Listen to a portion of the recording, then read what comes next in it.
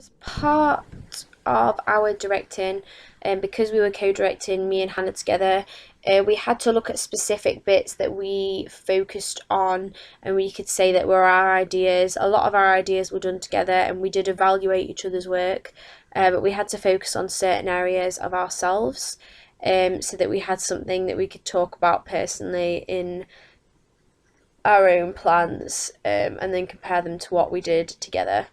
So we decided, and I've spoken about this before, about one of the last ones we did, where I was going to focus on Richard's monologue, and she was focusing on one particular Leah monologue. Well, the only Leah monologue. Leah has a lot of lines, but the Leah monologue, so that we had our own monologues to focus on, and we could work on the big group scenes that are more difficult together. But in this book specifically, I'm gonna talk about the things that I did on my own individually, things that I suggested. So I've spoken about the ideas and everything that I've talked about before. We've discussed together, but some ideas are of my own, and obviously some ideas are of Hannah's. But what I'm going to focus on in this one is particularly about the character of Adam. To start with, the intentions of Adam, we were going to have Lenny play Adam, and we were going to share his monologue in terms of trying to evaluate how we think he should say the lines, what messages we want to get across. But because we ran into quite a lot of challenges and we have fewer cast members, I am playing Adam. This is quite a later stage at which we've had this, so we had some intentions for what we wanted Adam to be like during the monologue anyway. But I've taken it upon myself, because we had to have someone play Adam. I'm playing Adam, and I've taken it upon myself to sort of evaluate and think about how I might say the lines as an actor, and the intentions behind what we were already going to direct. And then I think Hannah is just going to go over it and sort of look at it from a different perspective. We've run through it once so far, but it wasn't off script, so we're going to hopefully run through this off script, and work out any kinks that we find. So to start off with, I wrote down some notes about what I felt Adam's intentions were. We talked about how Adam is really lost at this point. He's been living on his own in a hedge complex type thing that Kathy talks about. He has this total confusion that these people that he trusted, that his friends, abandoned him. It's this whole major, like, he's basically gone insane, and it's a different kind of crazy to Brian, because Brian's is like outwardly like really delally, and like he's screaming about like the dirt and wanting to rub his face against it. Adam's is a lot more subtle, but you can tell his intense emotion at certain times. He has a tendency to sound unconventional. His emotions go up and down throughout this whole scene, and it's about this idea of contrasting that to his emotionlessness, because he's been on his own for so long, when they were all missing, so it's about like a week or two, and totally lost. When they finally find him, he doesn't really know, and he's got so used to living in this hedge. And it's about, I guess, if you think about it in the bigger picture and the whole scheme of things and the whole scheme of the play, about the fact that he was the lowest of the social group anyway. So when he came back into this social group, he probably realised that the people, he doesn't know who they are anymore, and he seems like so much more of a stranger. And it's an even more simplistic way that I feel like the writer's intentions put across the fact that he felt like he didn't ever fit in, and now it's more like this idea that they are actually strangers to him, because he has been stuck in this total animalistic, back to total DNA, back to your DNA surroundings.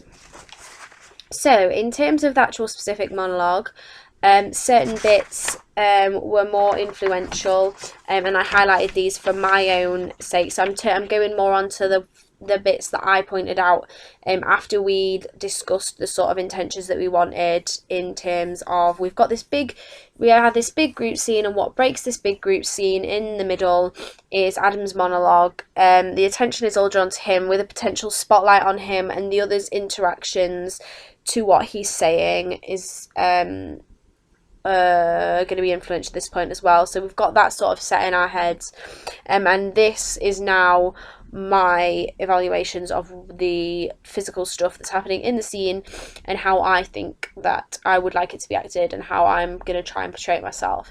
So I've written down that at the beginning he is emotional but struggling to get it out.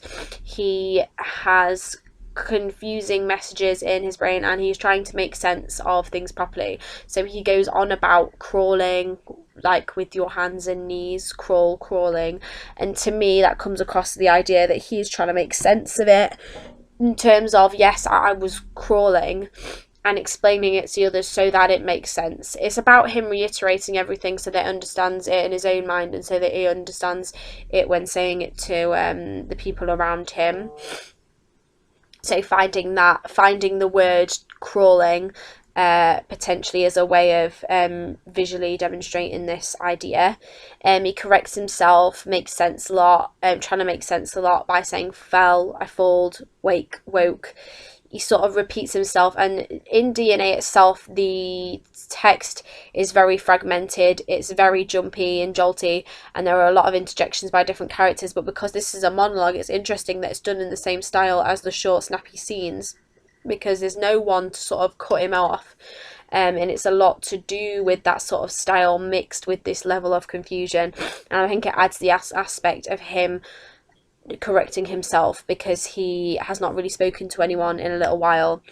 So he's trying to explain the ideas of me potentially visually crawling, visually looking at hands and knees. I think it's all about this, because a lot of what he says as well is cut off. It's a lot to do with like physically showing it as well, because he says at one point, and I felt such a pain in my... And I think the whole idea of like touching a head or something like that would allow the audience to have a greater understanding. The ideas of high was interesting because he's talking about the light up and he's talking about the sunlight. And I think that might scare you if you had been in a similar situation to Adam where you were not familiar with your surroundings, or it might be a sense of relief, and I think it was this mixed emotions. So I think it's like this euphoric feeling of like, oh my god, there was a light, but then he says I didn't know if I was dead. So it's like these mix of emotions, like, oh, there's a light, there's a way out of where I'm trapped in, but there is also this fear that, oh, am I dead because there's nobody around and I can't remember what's happened and I'm really confused. And he sort of becomes a bit delusional. So the idea of looking up to, if we have a spotlight, and talking about the light as if it's something like amazing and wonderful but terrifying at the same time, because he's talking about the fact that he thinks he's dead. I was thinking when he's talking about it, he sort of goes into this state of like amazement at the light, at the sun, and then someone brings him back to reality with like a touch on a shoulder or something, and then he carries on and says above, talks about the pain that he was going through, about the blood. I really wanted to show extremes in his monologue, not only to make it visually entertaining, but to show the contrasts of emotions that he's feeling all at once, because this is a little bit overwhelming. Ever since this event has happened, it's really overwhelming. And so showing like maybe calling out this euphoric feeling of looking at the light and then feeling scared, and visually showing that he is scared, crawled up in a ball, retreating, hiding, but then trying to make sense of it as he goes, do you know what I mean? And asks everybody around him, this sort of gesturing towards the people around him. And it's all to do with, this monologue is most effective when you have the interactions from the people behind, when you have the group interacting and reacting to what Adam is saying. It works really effectively because certain aspects of what he's saying are really devastating, and some bits just don't make sense. When he talks about the darkness being a warm blanket, when he talks about eating the rabbit that was soft and warm, and he describes it really like nicely, you know, he doesn't say like I ate a rabbit, he describes it so vividly, and that is quite powerful in terms of like going back to animalistic nature as well. But then this sort of contradicting feeling of like, oh, it was soft and warm and nice, but I ate it because I was starving, and it's really kind of twisted, and the reaction of the group definitely would show that off.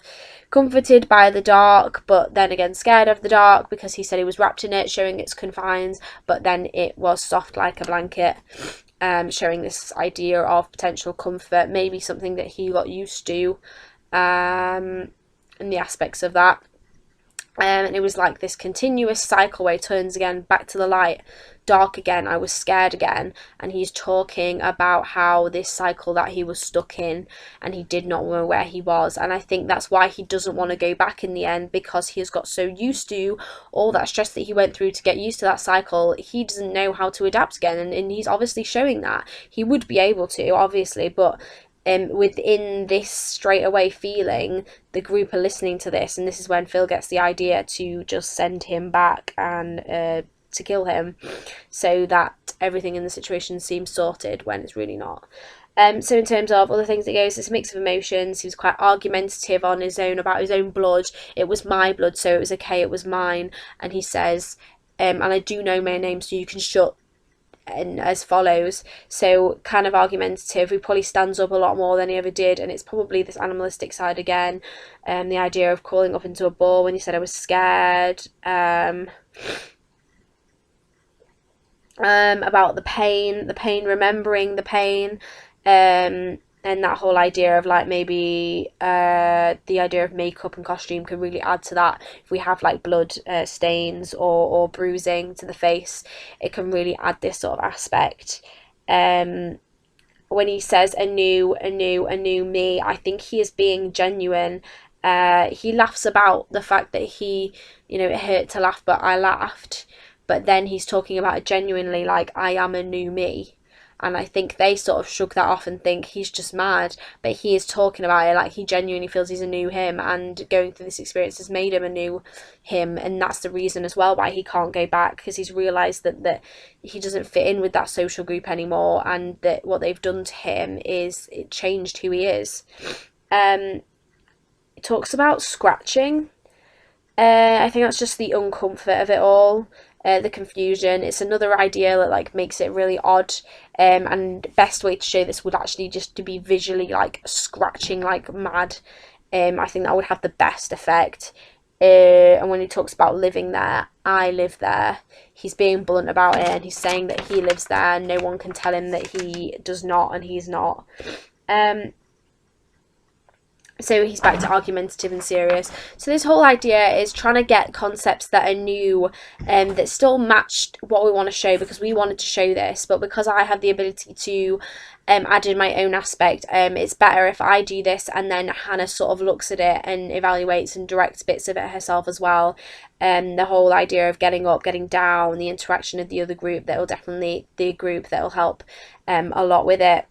And making it different from all the other groups that have done it in the past, because a lot of people have done this section, and trying not to have their influence too much, but in terms of understanding what we want in our intentions. So especially with the idea of the lines like the light, the liquid, high up, the soft blanket bit, having this sort of maybe even something that he can hold, and a lot of gesturing towards things and how he's feeling, a major contrast in his emotion, and all those sorts of ideas that we can then develop on.